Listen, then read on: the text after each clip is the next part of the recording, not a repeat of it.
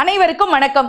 திருநெல்வேலி அப்படின்னு சொன்னாலே எல்லாருக்கும் ஞாபகத்துக்கு வர்றது நெல்லையப்பர் கோயில் தான். ஆனா அதை தாண்டி ஒரு சிறப்பு திருநெல்வேலிக்கு இருக்கு.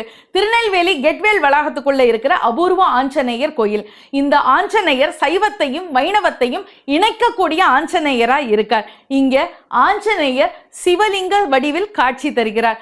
ஆஞ்சநேயர் அப்படின்னாலே சிவன் ஸ்வரூபம் தானே, அதனால இங்க அவருக்கு அபிஷேகம் பண்ணும்போது அவர் சிவஸ்வரூபமா காட்சி தருகிறார். அவரை சர்வ அலங்காரங்களோட பார்க்கும்போது விஷ்ணு ஸ்வரூபமா காட்சி தரார். அதனால இங்க இருக்கிற ஆஞ்சநேயரை வழிபட்டா அந்த ஹரியையும் ஹரனையும் வழிபட்டா அத்தனை பாக்கியமும் நமக்கு கிடைக்கும்.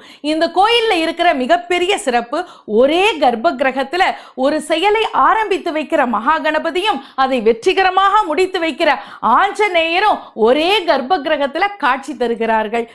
என்ன அழகு தெரியுமா? முருகனுக்கு வேலழகு, சிவபெருமானுக்கு சூலம் அழகு, விஷ்ணுவுக்கு சக்கரம் அழகு. ஆனா இங்க இருக்கிற ஆஞ்சநேயருக்கு கையில இருக்கிற கதை தான் அழகு. ஆஞ்சநேயர் சஞ்சீவி மலையை தூக்கிட்டு போகும்போது அதுல ஒரு பகுதி மேற்கு தொடர்ச்சி மலையில விழுந்தது. அந்த மேற்கு தொடர்ச்சி மலையை பார்த்தபடி மேற்கு பார்த்த ஆஞ்சநேயர், அவருக்கு 8 பரிவார மூர்த்திகள். அந்த 8 பரிவார மூர்த்தியில ஒருத்தர் யமன். அந்த யமனுக்கு அனுகிரகம் பண்ண தெற்கு திசை நோக்கி அந்த ஆஞ்சநேயருடைய பாதம். அதனால அந்த ஆஞ்சநேயருடைய திருப்பாதத்தை வணங்கினா நமக்கு யமபயம்னு ஒண்ணு கிடையவே கிடையாது. ஓம்கார வடிவத்துல இருக்கக்கூடிய அவருடைய வால் குபேர திசையான வடக்கு பார்த்து இருக்கு.